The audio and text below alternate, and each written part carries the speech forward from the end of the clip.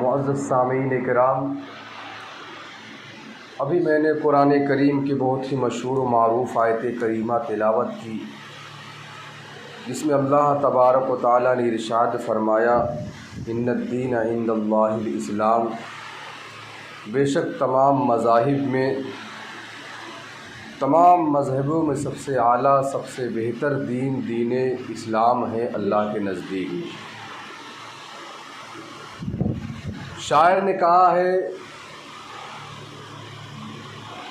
وہ نبیوں میں رحمت لقب پانے والا، وہ نبیوں میں رحمت لقب پانے والا، مراد غریبوں کی برلانے والا۔ حالی بیان کرتا ہے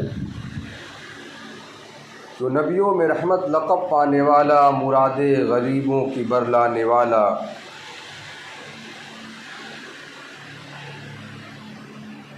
اور اعلیٰ حضرت امام محمد رضا خان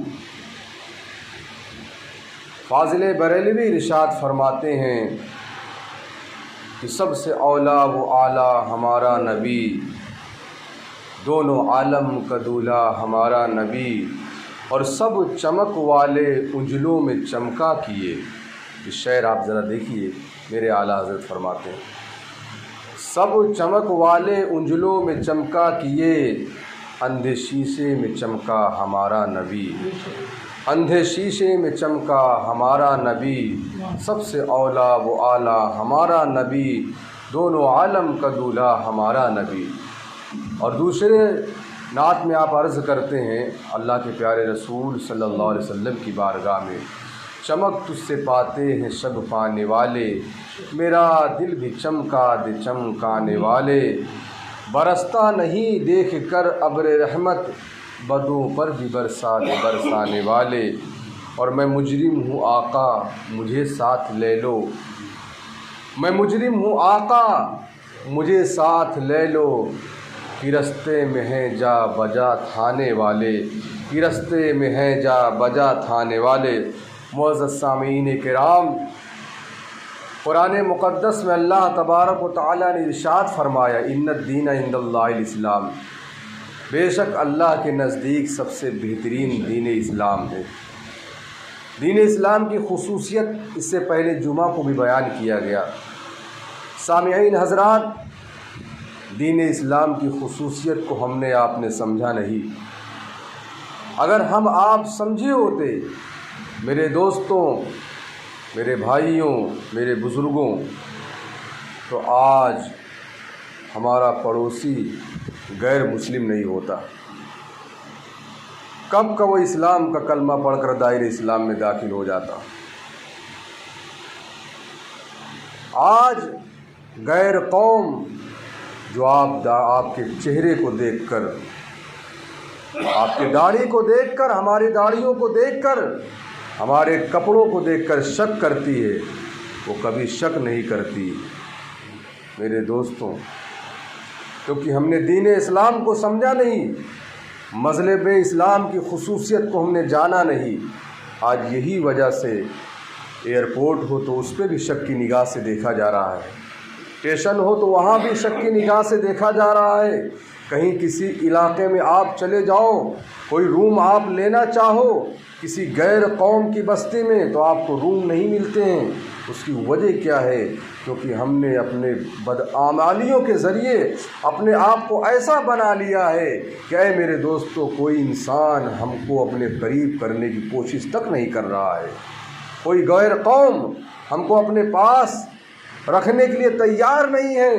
ایک زمانہ ایسا تھا میرے دوستوں، ایک وقت ایسا تھا کہ جہاں پر زنا کھوری ہوتی تھی، شراب کھوری ہوتی تھی، جہاں پر جو ہے جوا بازی ہوتی تھی، وہاں پر غیر قوم جو ہے جب کوئی مسلمان آباد ہوتا تھا وہاں پر آ کر تو اس کا شکریہ ادا کرتے تھے کہ یہ مسلمان آباد ہو گیا ہے، آج یہ مسلمان میرے علاقے میں آ گیا ہے، اے میرے بھائی تو ہی آیا ہے، تو دو چار کو اور لے کے آ جا، 2-4 کو اور ہمیں اس میرے علاقے میں لے کے آ جا۔ تو مسلمان کہتا آخر کیوں یہ ماجرا، کیوں چاہیے مجھ سے بولتے ہو کہ 2-4 کو اور لے کے آ جا؟ تو وہ غیر قوم کا شخص کہتا تھا کہ اس لیے کہہ رہا ہوں کہ مسلمان جہاں آ جاتے ہیں وہاں سے شراب خوری بند ہو جاتی ہے، مسلمان جہاں آتے ہیں وہاں سے زنا خوری بند ہو جاتی ہے، مسلمان جہاں آ جاتے ہیں وہاں پر جوا خوری بند ہو جاتی ہے، وہاں پر جو ہے تمام عیوب جو ہے وہاں سے دور کر دیے جاتے ہیں۔ لیکن آج مسلمانوں معاملات یہ ہیں، حالات یہ ہیں کہ ہم جس علاقے میں جاتے ہیں اس علاقے میں سب سے پہلی برائی ہم چالو کرتے ہیں، اس علاقے میں پہلے نشہ خوری کے جو ہے نشہ خوری کا کام ہم کرنا چالو کرتے ہیں۔ اب لوگ ہم کو بلانے کے بجائے یہی وجہ سے ہم کو آج بھگاتے ہیں۔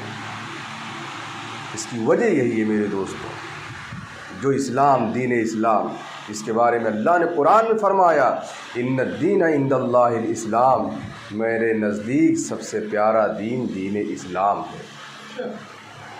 اس اسلام کو ہم نے پسے پشت ڈال دیا میرے دوستوں۔ مذہب اسلام کی خصوصیت کو ہم نے سمجھا نہیں۔ اگر ہم سمجھے ہوتے تو آج ہمارا پڑوسی اگر اسلام نہ قبول کرتا تو کم سے کم اسلام کا عاشق تو بن جاتا، عاشق اسلام تو بن سکتا تھا۔ لیکن ہم نے اسلام کی خصوصیت کو سمجھا نہیں، حقانیت اور صداقت کا سمجھا نہیں۔